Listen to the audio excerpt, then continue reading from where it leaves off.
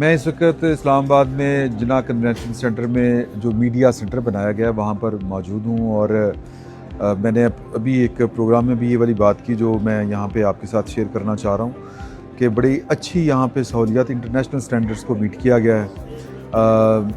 खुसूसन जो टेक्निकलिटीज़ या वो जो सहूलियत चाहिए होती हैं किसी भी जर्नलिस्ट को, वो सारी की सारी सहूलियत जो हैं, यानी कि जो कनेक्टिविटी है वो बहुत ज़बरदस्त है। और इसके अलावा जो इंसानी ज़रूरियात होती हैं उनका बड़े अच्छे से ख्याल किया गया है, खाने पीने के लिए, रिफ़्रेशमेंट के लिए। और फिर ये वहाँ पे वैसे भी बड़ी खूबसूरती है।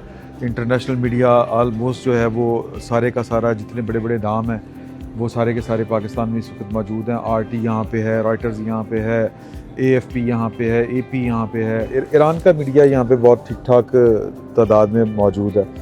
तो बड़ा अच्छा यहाँ पे सिस्टम बनाया गया है। कम से कम बाकी चीज़ें तो चलें बंदा अपनी भी पूरी कर लेता, लेकिन अगर कनेक्टिविटी के अगर मसाइल हों तो वो फिर काम हो नहीं सकता। तो मैं समझता हूँ कि जो मिनिस्ट्री ऑफ इंफॉर्मेशन है उन्होंने एक बड़ा इवेंट बड़े अच्छे तरीके से मैनेज किया।